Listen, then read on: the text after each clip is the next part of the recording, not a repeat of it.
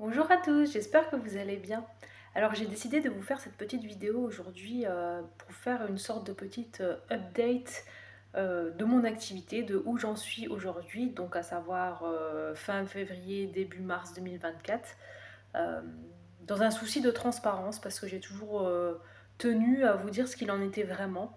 Non pas à vendre du rêve ou à enjoliver les choses, mais vraiment à vous dire ce qu'il en est vraiment pour que les personnes qui se lancent dans le travail social indépendant aient toutes les cartes en main et connaissance voilà, de tout ce qu'il faut savoir, même si voilà, c'est pas exhaustif, mais voilà, je pense que là, ça fait 2 ans et demi.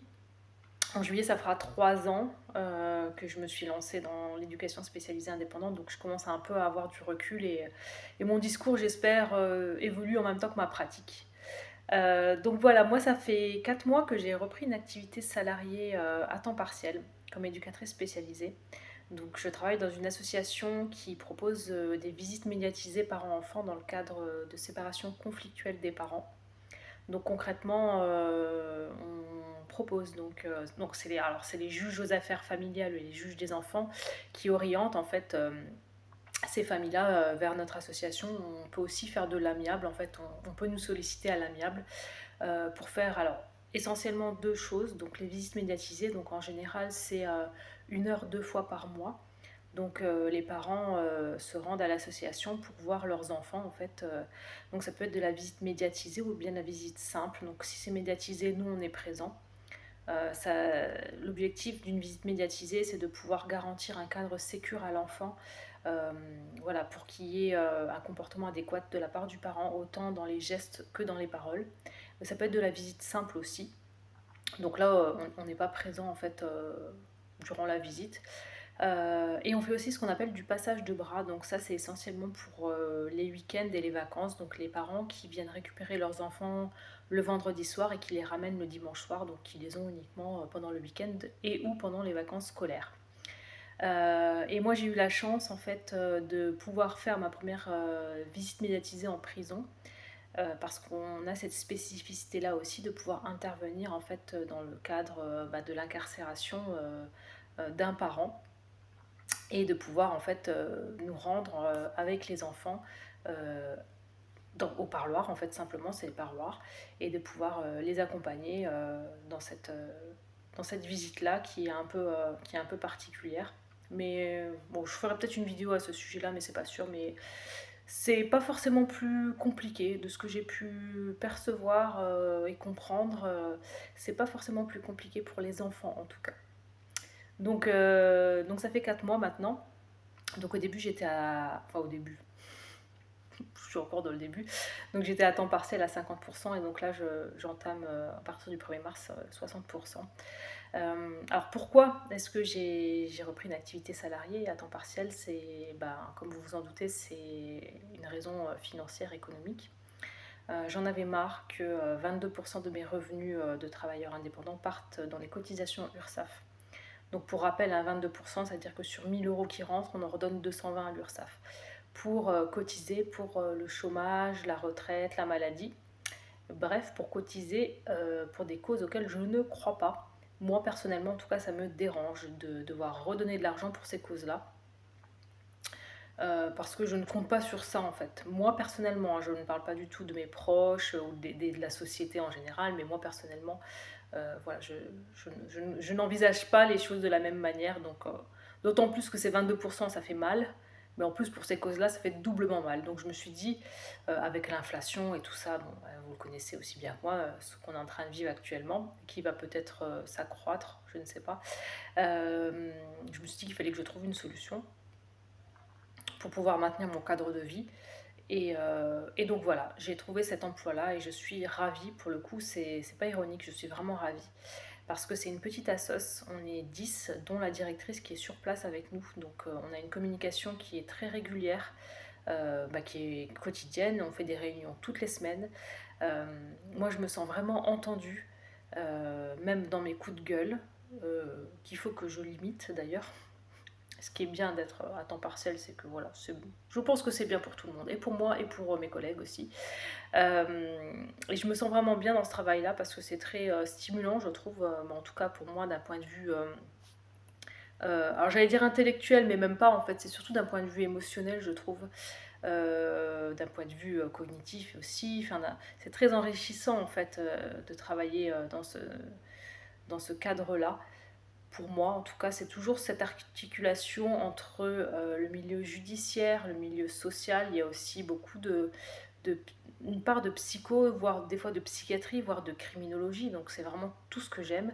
Et, euh, et donc je suis ravie. C'est un choix que j'ai fait et que j'assume et qui me convient, en tout cas pour l'instant.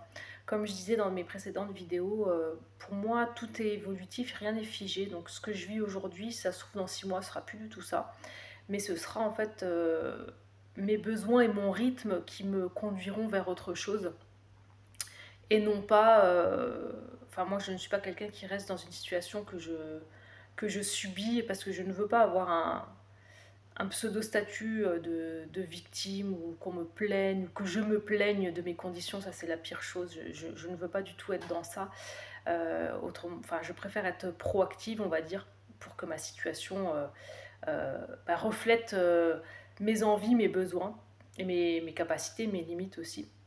Donc je garde en fait une part d'activité indépendante, hein. Je garde 2 suivis que j'ai en tant qu'EduxP indépendante et évidemment l'accompagnement à la VAE qui me plaît beaucoup aussi. Donc tout ça, c'est ma vie professionnelle en ce moment et ça me convient. Mais c'est évolutif aussi. Voilà, je ne pensais pas que je reviendrais dans le salariat, pourtant j'y suis. Donc peut-être qu'un jour je serai dans le salariat à temps plein, je ne sais pas. On va voir comment ça évolue aussi parce que quoi qu'on en dise, tout est lié, on est reliés les uns aux autres, on est reliés aux conditions extérieures, même si euh, pour ma part en tout cas j'essaie vraiment de bosser l'intériorité, mais voilà, hein, on ne peut pas faire abstraction de l'environnement dans lequel on vit, des conditions de vie. Et moi, j'ai pris le parti de m'adapter, on va dire, de manière à ce que ça me convienne. Et non pas d'être dans la plainte, d'être dans la colère, d'être dans la revendication, etc. Alors, je peux l'être, je ne dis pas le contraire, mais je vais, voilà, ma manière à moi de vivre les choses aussi, c'est de me dire, voilà, qu'est-ce que je peux mettre en place pour que ma situation me convienne et que je sois en adéquation avec mes envies, mes besoins et tout ça et tout ça. Donc voilà, j'ai repris mon activité salariée depuis 4 mois, j'en suis ravie. Je continue mon activité indépendante, j'en suis ravie aussi. Mais tout est évolutif, je tiens à le redire et je le dirai toujours. Et c'est ça la beauté de la vie, je pense. Et puis c'est aussi ce qu'on devrait pouvoir retenir par rapport à tout ce qu'on vit actuellement, c'est que rien n'est figé, tout est en constante évolution à chaque instant en fait. Et c'est vrai que si nous on reste figé sur notre propre mode de fonctionnement, sur notre propre manière d'être et de faire actuelle, et qu'on refuse en fait de changer de point de vue, de changer d'axe, etc., on risque d'être dans la colère, dans la haine, dans la tristesse, dans le ressenti, etc. Et moi, c'est pas ce que je veux. Donc voilà, j'essaie de faire au mieux, on va dire, hein, parce que tout ne dépend pas de moi. Et voilà, donc voilà, je travaille en général 2 à 3 jours par semaine. Donc on est sur du 9-18 et puis le reste du temps, enfin quand je travaille salarié, hein, voilà, 2 à 3 jours par semaine. Et le reste du temps, je fais mes activités, mon activité indépendante, mais aussi et surtout, et c'est pour ça que je suis devenue EduxP indépendante, je le redis aussi, pour avoir du temps pour autre chose que le travail, parce que c'est très très important, vous le savez, peut-être aujourd'hui plus que jamais, euh, la santé émotionnelle, plus que la santé mentale, j'ai envie de dire, la santé émotionnelle, euh, quand on l'a pas, quand on la perd, quand on en a moins, on le ressent en fait dans notre vie pro et, et en fait c'est tout l'équilibre voilà, qui chavire un petit peu et voilà, donc prenez soin de vous, pensez à autre chose qu'au travail et à l'argent. J'ai regardé une vidéo hyper intéressante aujourd'hui et ce que j'en ai retenu de ce que disait ce monsieur qui travaille, enfin qui propose des vidéos justement sur le développement financier, l'indépendance financière, etc. Il disait l'argent, en fait, ça doit pas être source de restrictions, de blocages, de limites, en fait, mais ça devrait plutôt être un moyen de construire nos projets dans le sens où on peut ne pas avoir beaucoup d'argent, mais bah, on va décider dans quoi on va le mettre en fait. Ça, ce sont nos choix en fait, dans quoi on met notre argent et dans quoi on ne le met pas. Et quand on fait le choix de mettre notre argent dans des choses peut-être futiles, peut-être totalement éphémères, etc., bah, c'est un choix aussi et qu'il faut assumer par la suite. Et tout comme on peut en fait mettre le peu d'argent qu'on a de disponible, on peut le mettre dans des projets qui vont nous porter à moyen ou à long terme en fait, et ne pas être dans cette immédiateté que nous vend cette société de consommation, de capitalisme, en fait, vraiment être dans l'immédiateté, voilà, maintenant tout est ouvert 24 heures sur 24 dans la restauration, euh, voilà, on peut commander des Uber Eats n'importe quand, machin, enfin, on est vraiment dans une instantanéité qui est effrayante au final, en fait, il n'y a plus de... Ouais, il y a plus.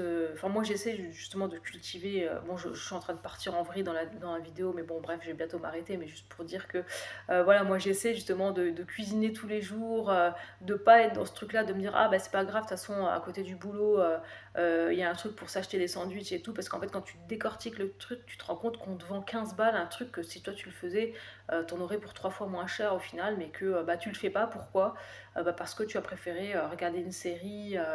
Ou je sais pas quoi, tu vois. Donc voilà, hein, ça n'a rien à voir avec le thème de la vidéo, mais je tenais à le dire aussi parce que voilà, je tiens à ce que mes vidéos soient aussi le reflet de qui je suis et puisque je suis un être, on va dire, multiple dans ses pensées et dans ses activités et dans son fonctionnement, voilà, j'ai envie que mes vidéos me ressemblent et que, bah voilà, j'ai parlé de ce qu'il y avait écrit dans le titre, mais j'ai un peu dévié, mais bon, voilà, c'est aussi ça la vie, c'est pouvoir dévier de son chemin, mais sans jamais perdre de vue pourquoi on fait les choses.